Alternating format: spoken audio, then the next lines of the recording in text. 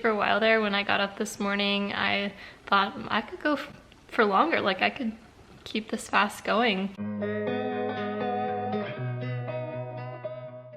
Good morning. So I just finished my first 36-hour fast. So this is the longest fast that I've ever done.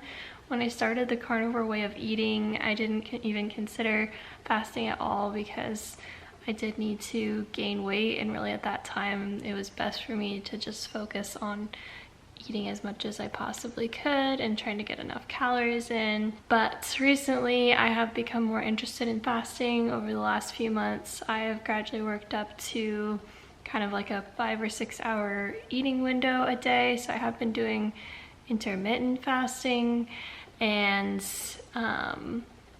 kind of just eat between the hours of like 11 and 4-ish a day and have 2 meals a day. Shortly after I filmed that last update video, I actually had the roughest flare that I've had in probably months. And it's funny because sometimes I feel like after sharing a positive update, like something is bound to go very wrong. But I'm pretty sure that it was a die-off or Herxheimer reaction, which is basically when your body is in the process of healing. It's like peeling off the layers of an onion as you're shedding toxins and bad bacteria. When that happens, your symptoms temporarily flare up before things improve. It's something I want to talk about more because I feel like it's not talked about much at all in the carnivore community, but it's a very real thing. A book that I recently read called Gut and Physiology Syndrome by Dr. Natasha McBride explains the die-off process in the best way that I have heard. So I'll put a link to that book down below if you want to check it out. That book was like probably the best, one of the best books that I've read about healing, and I just found it very insightful and helpful. So anyways, I'm not exactly sure what the die-off reaction was from. So lately I have added in some cod liver oil. I'm not taking a lot, but as with anything, I like to start small because I'm very sensitive. And then I've added in ox bile over the last week or so. I've switched to mostly grass-finished meats, so I don't know if the extra nutrients from that could have boosted my immune system and caused a die-off reaction. I'm not really sure. The night after I filmed that video, I had a really severe flare in migraines and brain fog and POTS. So much so that I wasn't able to like talk or look at light or listen to any sort of sound. It actually reminded me of how life used to be for me, so it made me really thankful that that's not my reality every day all the time anymore. So when that reaction started, I totally lost my appetite and felt really nauseous too. And so I just kind of decided to like honor what my body was saying and just not eat. And then the next day came, I felt the same way about food. I just didn't want to eat anything. And so I was like, okay, I'll just not eat until I'm hungry and until food sounds good. And so all of yesterday passed and I didn't eat anything, and I was like, you know what, maybe this longer fast would be a good thing for my body and something that will help me to heal and help my gut, hopefully. So it wasn't like a voluntary fast. I didn't feel good during it. I actually was laying down almost all of yesterday, and so I wasn't like up and doing anything. I was just resting and kind of just accepting that that was what my body needed. So anyways, it's about 7 a.m. the next day now, and I'm just kind of trying to think of what I want to break my fast with. I'm actually not feeling that hungry, but I think it would be a good thing for me to eat because I am feeling pretty weak and I don't want to push myself into long extended fasts until my body is ready. Anyways, I just wanted to share that update with you guys because I know most of what I share is in general very positive, but I do want to be real in that like the healing process is not linear and there are going to be big ups and big downs, and that's just part of it. And if any of you guys are having struggles in your healing journey, you aren't alone, and I'm rooting for you.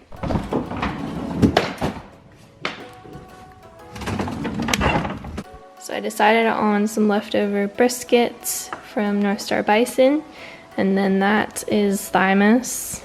That often helps with histamine reactions, so I'll probably add some beef suet as well to up the fat content. But yeah, that's what I'm gonna break my fast with, and I think at this point it probably will have been about 39 hours since I last ate.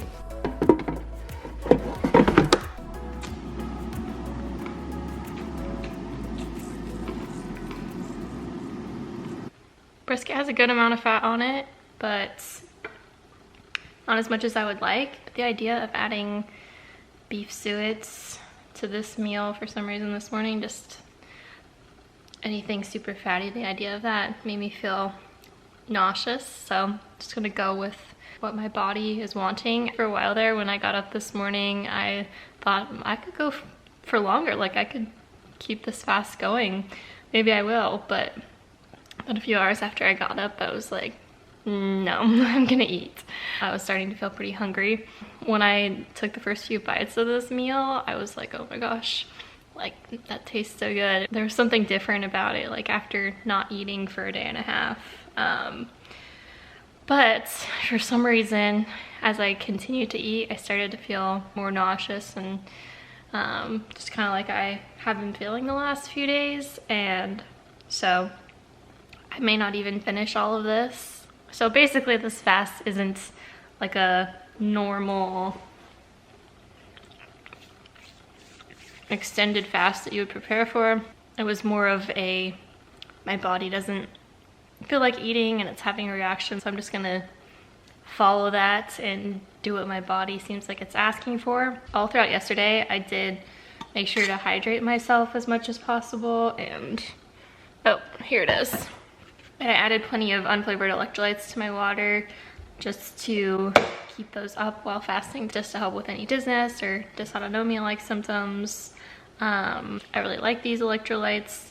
I use them in my broth, in my water. The only other electrolytes I do use are Keto Chow and flavored electrolytes. Both the Redmonds and the Keto Chow are unflavored and have clean ingredients, no additives, no sweeteners, nothing like that, just the salt and the electrolytes. So I'll put a link to those below if you guys want to take a look. But basically I just thought I'd share with you guys a little bit of the struggle of healing from chronic illness and this way of eating.